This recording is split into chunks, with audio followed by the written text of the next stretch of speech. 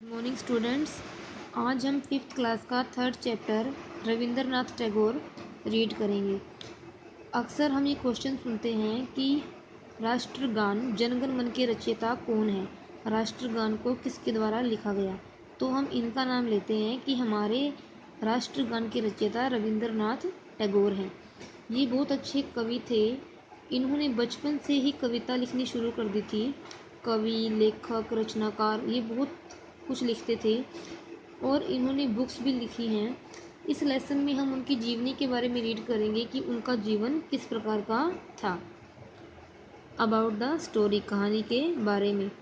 Rabindranath Tagore was a great poet, artist, writer and composer. Rabindranath Tagore एक महान कवि, कलाकार, लेखक और संगीतकार थे। He was the first Asian, वे पहले एशियन थे, पहले ऐसे एशियाई थे टू विन, जिन्होंने जीता था the Nobel prize for literature in 1913, जिन्होंने 1913 में साहित्य के लिए नोबल पुरस्कार जीता था। 1913 में जो उन्हें नोबल प्राइज़ मिला था वो उन्हें एक बुक के लिए मिला था। उस बुक का नाम था गीतांजलि।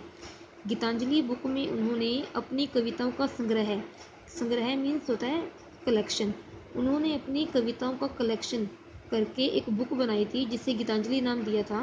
उस बुक के लिए उन्हें 14 नवंबर 1913 को नोबेल प्राइज़ दिया गया था। Tagore wrote his first poem at the age of 8। Tagore ने अपनी पहली कविता 8 साल की उम्र में लिखी थी। He was also one of the leading supporters of India's independence movement.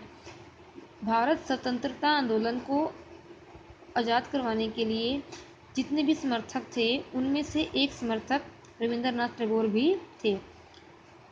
If you were to look at a photograph of Rabindranath Tagore, अगर आप रविंद्रनाथ टैगोर की फ़ोटो को गौर से देखें, यू वुड थिंक, तो आप सोचेंगे that he was a very serious kind of a person, कि ये कितने गंभीर किस्म के व्यक्ति हैं।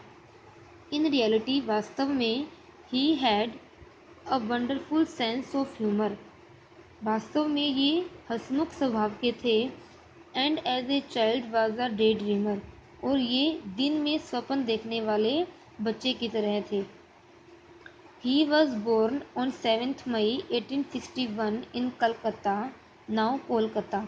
इनका जन्म 7 मई 1861 को कलकत्ता, जिसे अब हम कोलकाता कहते हैं, वहाँ पर हुआ था। लिटिल रविंद्रनाथ फाउंड स्कूल डल, छोटे रविंद्रनाथ का जो स्कूल था वो अपने स्कूल में इंटरेस्ट नहीं लेते थे, वो अपने स्कूल को एंजॉय नहीं करते थे, वो अपने स्कूल को डल मानते थे।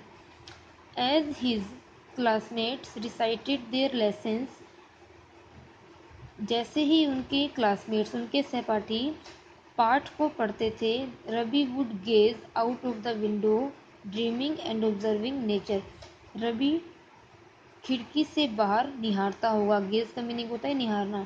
खिड़की से बाहर निहारता होगा, ड्रीमिंग सपने देखता होगा, एंड ऑब्जर्विंग नेचर, और नेचर को गौर से देखता था कि प्रकृति में क्या क्या चीज़ें हैं, किस प्रकार की वस्तुएं हैं। He found his world of fantasy so fascinating, वह अपनी कल्पना, फैंटेसी का मीनिंग होता है कल्पना करना। कल्पना मीन्स हम अपने दिमाग में कुछ भी सोच लेते हैं, तो वह अपनी कल्पना की दुनिया को बहुत ज़्यादा आकर्षित, रुचिकर मानता था। That as the years went by, जैसे कि साल बीतते गए, he stayed away from school, वह स्कूल से चला गया। To wander by the river, नदी के पास घूमने के लिए वह स्कूल से चला गया। नेचर अट्रैक्टेड हिम, और प्रकृति ने उसे बहुत ज़्यादा आकर्षित कर लिया। प्रकृति की तरफ से वो बहुत ज़्यादा आकर्षित था। प्रकृति मीन्स पेड़ पौधे, पहाड़, फूल, नदियाँ, तो उनकी तरफ से ये बहुत ज़्यादा आकर्षित था। Rabindranath's mother had a large family to look after, and his father Maharshi Debendranath travelled a lot. Rabindranath की मदर, जो उनकी माँ थी, उनके पास देखभाल करने के लिए बहुत बड़ी फैमिली थी। रविंद्रनाथ जो है वो 13 भाई बहन थे, 13 ब्रदर सिस्टर थे, और ये सबसे छोटे थे। उनके पास एक बड़ी फैमिली थी जिन्हें उनका ध्यान रखना था। And his father Maharshi Debendranath travelled allot. और जो उनके फादर, उनके पिताजी थे महर्षि देवेंद्रनाथ, वे बहुत ज़्यादा यात्रा करते थे। Rabindranath had one constant companion. Rabindranath के एक निरंतर साथी थे जिनका नाम क्या था? Ishwar. Who was supposed to keep an eye on him, जिसे उनके ऊपर, उनके साथ रहने के लिए कहा गया था। वो हमेशा उनके साथ रहते थे और उन पर नज़र रखते थे, उनका ध्यान रखते थे। Ishwar often entertained Rabindranath with stories from the Ramayana. Ishwar Ramayana की कहानियाँ सुनाकर उनका मनोरंजन करते थे। And enjoyed discovering the mysteries of nature with him. और उसके साथ, रविंद्रनाथ के साथ, जो प्रकृति की जो रहस्य हैं उनको खोज करने में मदद करते थे, उनके साथ इंजॉय करते थे, उनके मज़े लेते थे, मज़े करते थे। मतलब किस प्रकार से दुनिया में ये चीज़ आई, उनकी डिस्कवरिंग करते थे, खोज करते थे।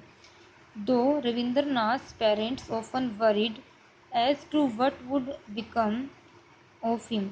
जबकि उसके पेरेंट्स, रविंद्रनाथ के पेरेंट्स अक्सर चिंतित रहते थे कि इसका क्या होगा, what would become of him, कि इसका क्या बनेगा, ये क्या करेगा। They were filled with pride. वे गर्व से भर गए। When he began to write poetry at the young age of 8। जब उसने 8 साल की उम्र में कविता लिखनी शुरू कर दी तो उनके माता पिता गर्व से भर गए। एट 17, 17 साल की उम्र में दे सेंट हिम, उसके पेरेंट्स ने उसे इंग्लैंड में भेज दिया। फॉर हायर स्टडीज़, उच्च शिक्षा प्राप्त करने के लिए उसे इंग्लैंड में भेज दिया। He return home to take up writing and acting. वह अपनी लेखन को और एक्टिंग को शुरू करने के लिए वापस आ गया। इन 1883, 1883 इन 1883 में रविंद्रनाथ मैरिड मृणलिनी देवी। रविंद्रनाथ की शादी मृणलिनी देवी से हो गई। वन डे, एक दिन, Rabindranath father called him and said. एक दिन रविंद्रनाथ के पिता ने उसे बुलाया और कहा, Ravi, you have a family now. Ravi, अब तुम्हारी एक फैमिली है। रवि उसका निक नेम है, रविंद्रनाथ का निक नेम है रवि। रवि, अब तुम्हारी एक फैमिली है। आई थिंक, मैं सोचता हूँ, you are responsible enough to take charge of our land at Kushtia now in Bangladesh. What do you think. उन्होंने कहा कि मैं सोचता हूँ कि अब तुम रिस्पॉन्सिबल, उत्तरदायी हो गए हो कि तुम कुश्तिया में, जो बांग्लादेश में है, ये कुश्तिया में जो हमारी भूमि है उसकी तुम देखभाल कर सकते हो। व्हाट डू यू थिंक, तुम इसके बारे में क्या सोचते हो। आज हम इतना ही चैप्टर रीड करेंगे, बाकी चैप्टर हम आगे रीड करेंगे। और इसमें से आपको एक्सरसाइज दे रही हूँ, आपने उस एक्सरसाइज को अच्छे से लेसन पढ़ने के बाद उसको फिल करना है।